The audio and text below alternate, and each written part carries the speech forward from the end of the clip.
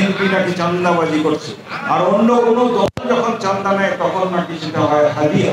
আমি তো নিজে এই সরকারের বৈষম্যের শিকার। অপচয় করতে চাই, এদেশে বহু অপচয় হয়েছে। গত 18 বছর, গত 16 বছরে ফ্যাসিস্ট মাফিয়া সরকার অপচয় করেছে।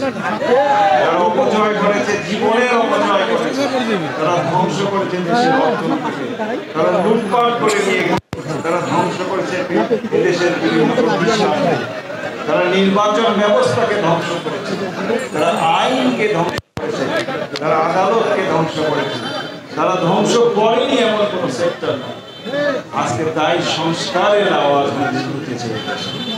কিন্তু মনে রাখতে হবে ভাই বোনরা, এই সংস্কারের বিষয়ে আমাদের অ্যাক্টিং চেয়ারম্যান জনাব তারেক রহমান 2024 সালের অনেক আগে 2022 সালের প্রথমে এবং 2023 সালের জুন মাসে 31 দফা একটি সংস্কারের প্রস্তাব আপনাদের সামনে, জাতির সামনে হাজির করেছে।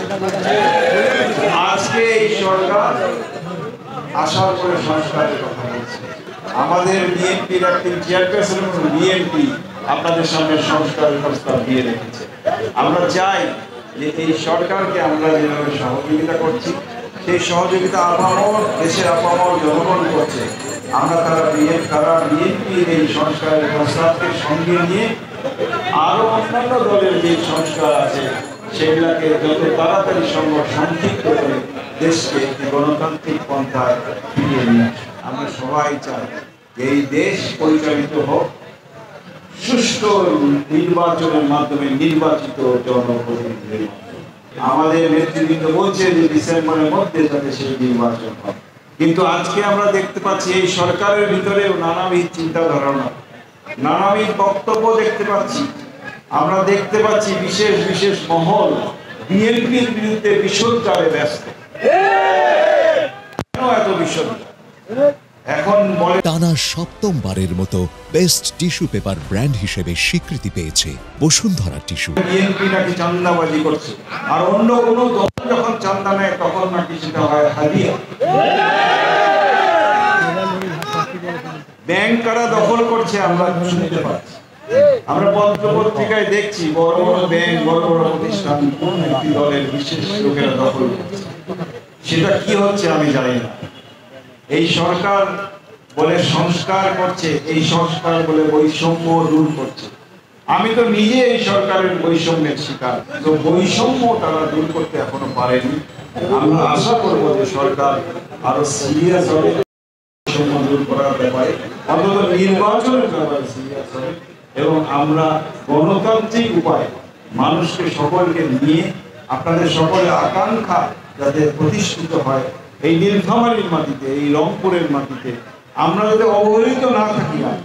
আমরা বহুদিন ধরে পিছিয়ে আছি, নীলফামারী রংপুর অঞ্চলের মানুষ আমরা পিছিয়ে আছি। আমাদের দুর্ভাগ্য যে ওই নোয়াখালী, কুমিল্লা, চিটাগাং, ঢাকার মানুষরা উন্নত হয়, তাদের বাচ্চারা দেখা যায় যে বড় হয়ে বড় বড় চাকরি পায়, আর আমাদের বাচ্চারা এখানে পড়ে থাকে। আমাদের এখানে বড় বড় হাসপাতাল নাই কেন? আমাদের এখানে বড় বড় বিশ্ববিদ্যালয় নাই কেন? বাংলাদেশের বেশিরভাগ জেলায় এখন বড় বড় বিশ্ববিদ্যালয়। আমাদের কি অধিকার নাই? আপনাদের খুব অল্পদিন আগে সেই দলের সকল কার্যক্রমকে নিষিদ্ধ করা হয়েছে যতদিন পর্যন্ত বিচার শেষ না হয়।